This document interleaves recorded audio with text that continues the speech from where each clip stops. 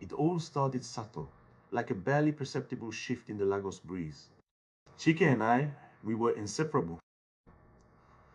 From our secondary school days in Yaba, hustling through tutorials, to sharing instant noodles in our Unilag hostel room, he was my guy, my paddy. We knew each other's deepest secrets, our silly dreams, even the exact sound our different generators made when Nipa struck. Then, the new friends came.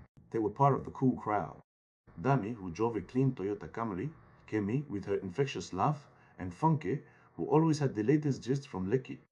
When we first started hanging out all together after lectures, I barely noticed it. Chike would just be a little more animated, a little louder. He would laugh at Dami's jokes even when they were not that funny, his eyes sparkling with a hunger for approval I had not seen before. But then I would make a comment, a witty observation we used to share, and it would just disappear into the conversation, like I had not said anything at all. He would not even glance my way. The pattern tightened its grip, like Lagos traffic in the morning. We would be at a small buka after class, sharing a plate of ewa agoin and discussing project work. Kemi or Funke would join, and suddenly, Chike's focus would pivot. I would try to tell a story, a funny incident from my downfall ride, and he would interrupt me mid-sentence, turning to Dami with, Omo, you will not believe what happened at the club last night. My story, my voice, just vanished. It was like I was speaking a language only I could hear. I would try to catch his eye, just a glance, a nod, anything, but his gaze was always fixed on them, eager for their reaction. The wahala was becoming real. But then, the minute we were alone, Chike was back. My Chike. We would hang out at my place, the hum of my small generator filling the evening silence after Nipa took the light.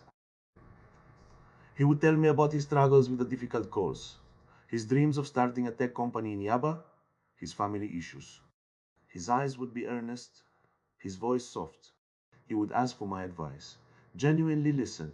We would share a plate of dodo and just talk for hours. It was like a switch. With them, I was invisible. With just me, I was his confidant, his only friend. This contradiction tore at me. Was I imagining things? Was I overreacting? Maybe he was just trying to fit in, to make new connections, something he would always struggled with before we became friends.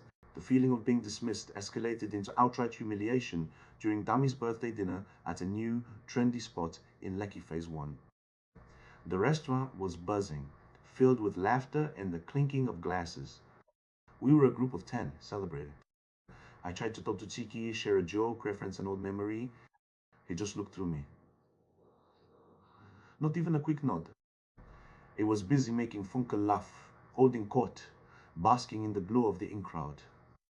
I saw Kemi glance at me, a flicker of understanding in her eyes, but she quickly looked away. It was clear to everyone now. I was just there, a ghost at my best friend's table. I felt a cold knot tighten in my stomach. The jollof rice tasted like ash.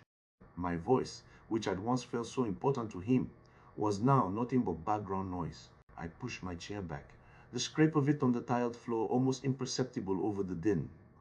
I walked out without a word. No one stopped me, no one even noticed.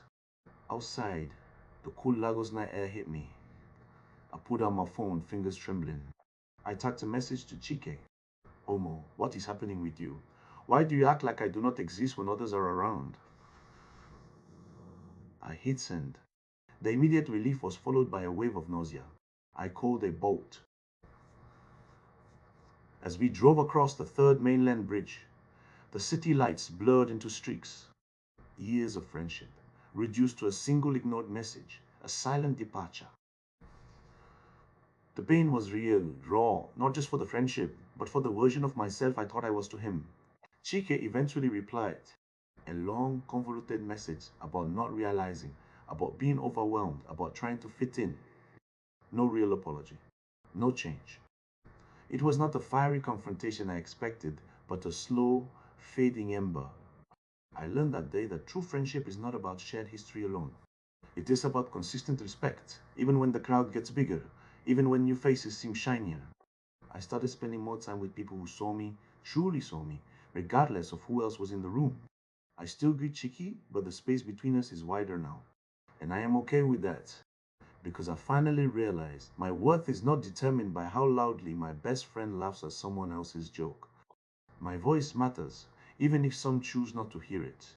And that in itself is a kind of freedom, a new beginning in this vibrant, chaotic city I call home.